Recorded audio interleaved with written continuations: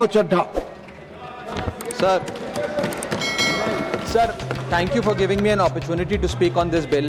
Sir 22 lakh बच्चे रोज 18 घंटे की मेहनत, 3 घंटे का एग्जाम, लेकिन एक कैमरा फोन, व्हाट्सएप पर एक मैसेज, टेलीग्राम पर एक पीडीएफ, रात 2 बजे पेपर लीक, सब खत्म, स्टूडेंट की सारी मेहनत बर्बाद. Therefore, sir, I rise today to speak wholeheartedly in support of the students of India and to welcome the Public Examination Amendment Bill 2026. Sir, paper leak जैसी सीरियस बीमारी का परमानेंट इलाज करना होगा. जैसे कैंसर का इलाज क्रोसिन खिलाकर नहीं किया जा सकता, ठीक वैसे ही पेपर लीक जैसी प्रॉब्लम का इलाज मीडिया साउंड बाइट से नहीं बल्कि इंस्टीट्यूशनल सॉल्यूशन से होगा, जो आज हमारी सरकार इस बिल के माध्यम से करने जा रही है by introducing India's first ever anti paper leak framework. सबसे पहले मैं नीट के स्टूडेंट्स को कुछ कहना चाहूंगा. आपका गुस्सा जस्टिफाइड है, आपकी पेन रियल है और आपको एग्जामिनेशन सिस्टम से जो कंप्लेंट है वो कंप्लेंट भी जेन्युइन है. Your voice matters. और जब आपने अपनी चिंता व्यक्त करी, अपना दर्द बताया, when you demanded, the honourable prime minister heard that demand, not just as a prime minister but also as a guardian, परिवार के मुखिया की तरह उस बात को सुना. Students demanded, government acted, historic decisions taken, systems changed.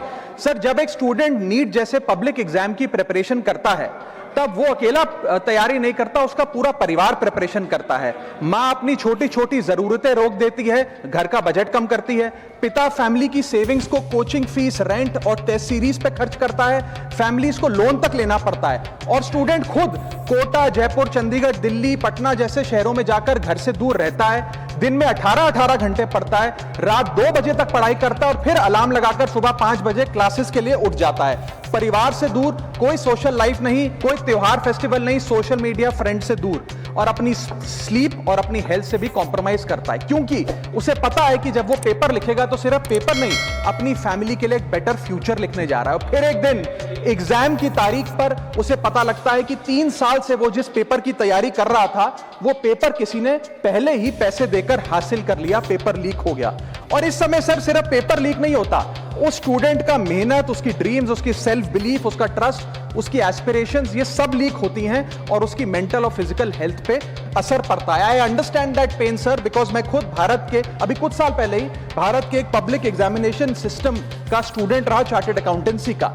And sir, because I have spent enough time in this house critiquing the government, I have earned the right to say my next sentence with full conviction and sincerity कि जब बात students की आई, when it came to our students and the youth of India, the government heard, the government actioned and the government delivered.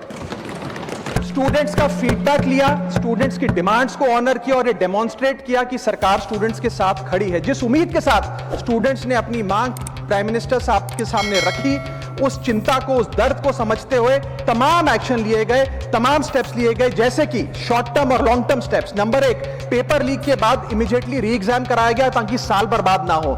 जांच CBI को सौंपी, SIT का गठन हुआ, स्पेशल इन्वेस्टिगेशन टीम, जिसने 13 लोग मेन किंगपिन समेत गिरफ्तार किए. मात्र 75 दिन में, आज से 2 दिन पहले जब 75 दिन पूरे हुए जांच के, चार्जशीट भी फास्ट ट्रैक कोर्ट में दर्ज करा दी गई. जांच को महीनों सालों लटकाया नहीं. 47 नेशनल टेस्टिंग एजेंसी के ऑफिसर्स को शंट आउट किया गया. एजुकेशन सेक्रेटरी का तबादला हुआ, यहां तक कि मॉरल ग्राउंड्स पे हमारे ऑनरेबल होम एजुकेशन मिनिस्टर ने इस्तीफा तक दिया और स्टूडेंट प्रोटेस्टर्स के खिलाफ जो केसेस थे उन्हें विड्रॉ किया गया. बेरीड फैमिलीज जिसके अपने किसी घर के बच्चे को, किसी स्टूडेंट को खो दिया, उसको कॉम्पनसेशन दी जा रही है.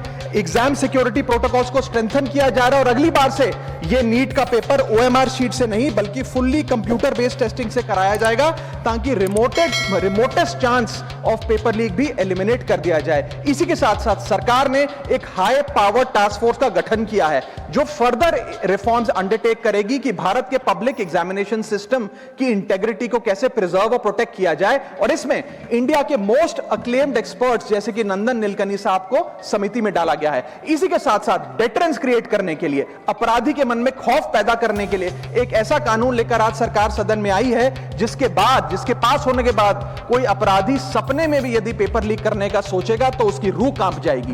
पहली चीज, पेपर लीक को एक इंडिविजुअल द्वारा किया गया क्राइम नहीं, बल्कि एक ऑर्गेनाइज्ड सिंडिकेट नेटवर्क द्वारा किए गए क्राइम के तौर पे ट्रीट किया जाएगा, जिसमें इनसाइडर हो, कोचिंग माफिया हो, लॉजिस्टिक वेंडर हो, प्रिंटिंग प्रेस हो, सॉल्वर गैंग हो, एग्जाम ऑफिशियल्स हो, सब पर कार्रवाई होगी। सबको दोषी करार देने के बाद, गिल्टी करार देने के बाद 10 साल तक की जेल होगी और 10 करोड़ रुपए तक का जुर्माना लिया जाएगा।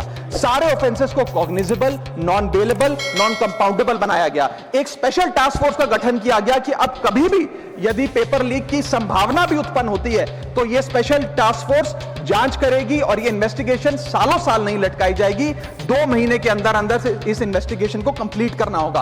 और इसी के साथ साथ फास्ट ट्रैक कोर्ट्स का गठन किया, जो ये इंश्योर करेंगे कि इसमें स्पीडी ट्रायल हो, डे टू डे ट्रायल हो, स्पेशल पब्लिक प्रोसिक्यूटर होगा, 3 महीने में पनिशमेंट सुनाई जाएगी। सर मैं बता दूं, हमारे देश में fast track courts heinous crimes के लिए बने हैं, जैसे कि क्राइम्स अगेंस्ट वुमेन, रेप और पॉस्को जैसे अपराध के लिए। आज हमने पेपर लीक को उस हीनियस क्राइम्स की कैटेगरी में ला खड़ा किया है सर। इसी के साथ साथ सर, इंस्टीट्यूशनल और systematic reforms will demonstrate zero tolerance towards paper leak, और इससे भारत की इंडियन पब्लिक एग्जामिनेशन सिस्टम की इंटेग्रिटी को हम प्रिजर्व और प्रोटेक्ट कर पाएंगे। ये सब इसलिए हुआ because sir there is nothing more important than the students and their future.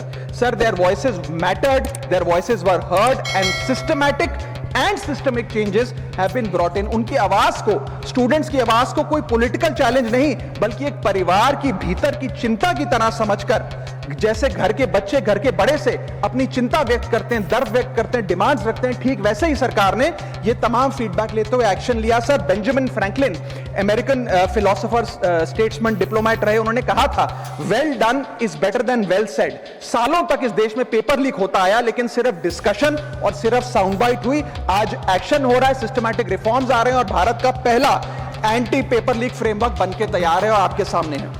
Sir इसी के साथ साथ पेपर लीक किसी एक पार्टी का, किसी एक सरकार का ऑफिसर या मिनिस्ट्री की देन नहीं है, और ये कोई 2026 का फिनोमेना भी नहीं है। सर मैं बता दूं कि सर जब बात अकाउंटेबिलिटी की हो, मोरालिटी की हो, जवाबदेही की हो, तो इसलिए जब बात अकाउंटेबिलिटी की हो, मोरालिटी की हो, जवाबदेही की हो, तो सर ये इससे तय नहीं होना चाहिए कि पेपर लीक कौन से राज्य में हुआ, कौन सी मिनिस्टर के अंडर हुआ, कौन सी पार्टी में हुआ, क्योंकि ये एक पैन इंडिया ऑर्गेनाइज्ड क्राइम है, क्रॉनिक डिजीज है। मैं ये बात इसलिए कह रहा हूं क्योंकि 19 जुलाई 2026 को, आज से मात्र 10 दिन पहले, पंजाब के अंदर एक फार्मेसी ऑफिसर रिक्रूटमेंट का एग्जाम हुआ। उसमें मैसिव इरेगुलरिटीज देखी गई, ब्लूटूथ डिवाइसेस के माध्यम से लाइव चीटिंग चल रही थी, और चीटिंग सिंडिकेट वो चीटिंग फैसिलिटेट कराने के लिए 13 लाख रुपए का रेट चार्ज कर रहा था। यही नहीं सर, आम आदमी पार्टी की सरकार जब पंजाब में बनी तब से अभी तक नायब तहसीलदार के एग्जाम में इरेगुलरिटीज देखी गई और लार्ज स्केल चीटिंग हुई। पंजाब स्टेट एजुकेशन बोर्ड में 12वीं क्लास का इंग्लिश का पेपर लीक हुआ, पीएसटीईटी स्कूल टीचर रिक्रूटमेंट का एग्जाम का पेपर लीक हुआ, पीएसएसबी के ग्रुप ऑफिसर के रिक्रूटमेंट का एग्जाम लीक हुआ, एग्रीकल्चरल डेवलपमेंट ऑफिसर के रिक्रूटमेंट का एग्जाम लीक हुआ, और एक्साइज और टैक्सेशन इंस्पेक्टर की रिक्रूटमेंट की मेरिट की लिस्ट जब आई तो उसमें फर्जी नाम डाल के जारी कर दिया गया। सर मैं आ रहा हूं, अब मैं कांग्रेस में आ रहा हूं। आप कांग्रेस का सुनिए सर, ये मेरा समय खराब कर रहे हैं। आप बोले ना, आप बोले सर जब सर कांग्रेस की कर्नाटक में सरकार है, इसी साल जनवरी 2026 में एसएसएलसी का पेपर हुआ। इसी साल कर्नाटक में कांग्रेस की सरकार के अंडर एसएसएलसी का पेपर हुआ, पेपर लीक हुआ, और वो पेपर ऑनलाइन 200 रुपए में स्टूडेंट्स को बेचा जा रहा था। हिमाचल प्रदेश में HP state selection commission recruitment exam का पेपर कांग्रेस के कार्यकाल में लीक हुआ। अब आप सुनिए सबसे चौंका देने वाली घटना, सर सबसे शॉकिंग और सैड बात यह है कि 2016 में कर्नाटक में जब कांग्रेस की सरकार थी तब वहां पे 12वीं कक्षा का प्री यूनिवर्सिटी कॉलेज का 12th का केमिस्ट्री का पेपर लीक हुआ। ये क्लासरूम का पेपर नहीं था सर, ये स्टेट बोर्ड एग्जाम था। ये स्टेट का एग्जाम जब पेपर लीक हुआ, बच्चे एग्जाम देकर घर आ गए, पता लगा पेपर लीक हो गया, पेपर कैंसिल कर दिया। 20 दिन बाद री एग्जाम कराया गया, री एग्जाम का पेपर भी लीक हो गया, और उसके बाद रात को 3:30 बजे वो पेपर व्हाट्सएप पे घूम रहा था, री एग्जाम को भी कैंसिल करना पड़ा। इसके बाद जब जांच हुई, स्टेट सीआईडी ने जांच करी तो 3 लोगों को अरेस्ट किया, जिसमें कर्नाटक सरकार के मेडिकल एजुकेशन मिनिस्टर डॉक्टर शरण पाटिल का पीए खुद शामिल था। पीए 10-10 लाख रुपए लेकर पेपर लीक कर रहा था। उसके बाद जब मंत्री जी से पूछा गया कि आप इस्तीफा क्यों नहीं देते, आपकी मॉरल और डायरेक्ट जिम्मेदारी बनती है, आपके दफ्तर का आपका पीए पेपर लीक कर रहा है, आप क्यों नहीं इस्तीफा देते? तो उन्होंने कहा कि there is no question of resigning, अगर कुछ गलत हुआ है तो वो मेरे पीए का पर्सनल मैटर है, उसकी पर्सनल लाइफ है। वहां सर ऑफिस गवर्नमेंट का, डेजिग्नेशन गवर्नमेंट की, एक्सेस गवर्नमेंट का, बट अरेस्ट की बात आई तो पर्सनल लाइफ का मैटर है। और आयरनी देखिए, आज 2026 में कर्नाटक में फिर कांग्रेस की सरकार है और डॉक्टर शरण पाटिल फिर मंत्री हैं और उसी विभाग के मंत्री हैं, मेडिकल एजुकेशन विभाग के मंत्री। ये है स्टैंडर्ड ऑफ अकाउंटेबिलिटी। सर सुन लो, उसी के साथ साथ 2004 से 2014 के बीच में जब यूपीए की सरकार थी तो कांग्रेस के कार्यकाल में दर्जनों एग्जाम्पल हैं, डॉक्यूमेंटेड एग्जाम्पल हैं पेपर लीक के सर, जिसमें मुख्य तौर पर AIIMS post graduate medical entrance exam 2006 में लीक हुआ, रेलवे रिक्रूटमेंट बोर्ड का एग्जाम 2009 का लीक हुआ, all India engineering entrance exam 2011 UPA के कार्यकाल में लीक हुआ और SSC combined graduate level exam 2013 leak हुआ। सर इस पीरियड में उस समय की यूपीए सरकार ने क्या किया? कोई अकाउंटेबिलिटी एस्टैब्लिश करी, कोई एग्जाम सिक्योरिटी आर्किटेक्चर को ओवरऑल करने के लिए कोई कानून लाए, कोई dedicated anti paper leak law लाए? कुछ नहीं लाए। सर मैं एक बात कहना चाहता हूं, सर पॉलिटिकल मेमोरी सिलेक्टिव हो सकती है, पब्लिक रिकॉर्ड सिलेक्टिव नहीं हो सकता। अगर नेशनल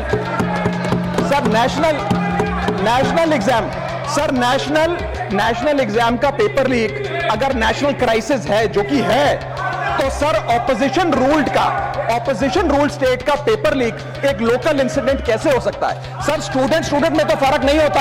अगर नीट के स्टूडेंट्स का पेन जेन्युइन है, जो कि जेन्युइन है, तो सर पंजाब के फार्मेसी एग्जाम के स्टूडेंट्स का और कर्नाटक के एसएलसी एग्जाम के स्टूडेंट्स का पेन भी जेन्युइन है। स्टूडेंट का पेन पार्टी देखकर चेंज नहीं होता और ठीक उसी तरह रिफॉर्म और अकाउंटेबिलिटी भी पार्टी देखकर चेंज नहीं हो सकती। अब स्टूडेंट्स के बारे में कुछ कहना चाहता हूं। सर देयर वॉइस मैटर्स, उनकी मांगे जायज हैं। सर स्टूडेंट्स द्वारा प्रोटेस्ट करना, सवाल पूछना, डिमांड रेस करना, कोर्ट जाना, पीसफुल मार्च निकालना, ये सब उनका संवैधानिक अधिकार है और ये करना भी चाहिए। लेकिन सर स्टूडेंट का प्रोटेस्ट स्टूडेंट का रहे, किसी पॉलिटिकल पार्टी की रैली ना बन जाए, वे अपना माइक किसी को आउटसोर्स ना करे, क्योंकि सर स्टूडेंट की लड़ाई तो एग्जाम सिस्टम को सिक्योर बनाने की है, नेताओं की लड़ाई अपनी सोशल मीडिया रीच बढ़ाने की है। सर जब पॉलिटिकल लीडर्स प्रोटेस्ट के टाइम पर बैरिकेड के आगे स्टूडेंट को भेज खुद कैमरे की सेफ साइड पे रहें, तो उनसे पूछिए कि रिस्क मेरा और रील तुम्हारी, ये पार्टनरशिप कैसी? सर स्टूडेंट का मूवमेंट स्टूडेंट के फ्यूचर के लिए है, किसी फ्लॉप पॉलिटिकल पार्टी के कमबैक के लिए नहीं है सर। और जो पॉलिटिकल पार्टी के अपने खुद के फ्यूचर का आता पता नहीं, वो स्टूडेंट के फ्यूचर की क्या लड़ाई लड़ेगी सर? स्टूडेंट्स को जस्टिस चाहिए, पॉलिटिकल पार्टी को फुटेज। स्टूडेंट को एग्जाम सिक्योर करना है, पॉलिटिकल पार्टी को वायरल क्लिप। स्टूडेंट का सवाल फ्यूचर का है, नेता का कैलकुलेशन अगले इलेक्शन का। इसीलिए मैं ऑपोजिशन पार्टीज को कहना चाहता हूं, don't use students emotion for your political promotion. ये लड़ाई बीजेपी वर्सेस कांग्रेस नहीं है, ये लड़ाई मेरिट वर्सेस माफिया की है, मेहनत वर्सेस सेटिंग की है। और सर एक बात और, सर आज हमारे स्टूडेंट्स पर पढ़ाई का बहुत स्ट्रेस है। हमारे समाज ने, हमारी सोसाइटी ने आज बच्चों का, क्योंकि हम बेस्ट चाहते हैं, अपनी बच्चों से पढ़ाई संबंधित एक्सपेक्टेशन को प्रेशर में बदल दिया है। और ये प्रेशर सर स्कूल से ही शुरू हो जाता है। जब बच्चा 10वीं क्लास का बोर्ड का एग्जाम दे रहा होता है तो बोला जाता है ये क्रिटिकल ईयर है, अच्छे मार्क्स लाने हैं, नहीं तो स्ट्रीम नहीं मिलेगी, पूरा करियर बर्बाद हो जाएगा। 12वीं क्लास में जाता है तो प्रेशर और बढ़ता है, बोला जाता है ये लाइफ का टर्निंग पॉइंट है, आगे की जिंदगी कैसे डिसाइड होगी। जेई, नीट, सीयूईटी, तमाम एंट्रेंस एग्जाम की तैयारी का प्रेशर अलग। और सर जब कॉलेज पहुंचता है तो एक अलग ही लेवल का प्रेशर होता है। उसको बोला जाता है सीजीपीए ठीक रखो वरना प्लेसमेंट नहीं मिलेगी। ये पूरी लाइफ का सवाल है, करियर का सवाल है। हर स्टेज पर प्रेशर का सिलेबस बढ़ता जाता है। और ओवरऑल सर इंडिया में कंपटीशन बहुत फास्ट स्पीड पे बढ़ रहा है, लेकिन उसी के साथ साथ कंपैरिजन भी बहुत फास्ट स्पीड पे बढ़ रहा है। सबसे पहले जब बच्चा स्कूल जाता है तो अपने स्कूलमेट्स, क्लासमेट से कंपैरिजन होता है। कोचिंग सेंटर जाता है तो वहां कोचिंग सेंटर के स्टूडेंट से कंपैरिजन होता है। ऑल इंडिया रैंकर से कंपैरिजन होता है। घर आता है तो पड़ोसी और रिश्तेदारों के बच्चों से कंपैरिजन होता है। ये कंपैरिजन मोटिवेशन नहीं सर, प्रेशर और स्ट्रेस में बदलता जा रहा है। सर जैसे 3 इडियट्स पिक्चर में कहा था ना, काबिल बनो, कामयाबी झक मारकर पीछे आएगी, ठीक उसी तरह समाज को, हम सबको, अगर कोई स्टूडेंट चिंतित दिखे, स्ट्रेस में दिखे, उसे कहना चाहिए कि एग्जाम इंपॉर्टेंट है, लेकिन तुम एग्जाम से ज्यादा इंपॉर्टेंट हो सर, क्योंकि घर स्टूडेंट का सेफ स्पेस होना चाहिए सर, दूसरा एग्जाम सेंटर नहीं। और एक रैंक रिजल्ट डिसाइड कर सकती है बच्चे का, उसका फ्यूचर नहीं, वैल्यू नहीं, उसकी पूरी जिंदगी नहीं। और अंत में sir, I just take 1 more minute sir, अंत में मैं अपने वेल विशर्स को भी कुछ कहना चाहूंगा, जो पिछले कुछ समय से मुझे कह रहे थे कि राघव आप नीट के इशू पर कब बोलोगे, आपको हम सुनना चाहते हैं। मैं बड़ी हम्बली कहना चाहता हूं सर, जब मैं ऑपोजिशन में बैठता था तब सवाल मेरा हथियार था, आज मैं ट्रेजरी बेंचेस पर बैठता हूं, आज सोल्यूशन मेरी जिम्मेदारी है।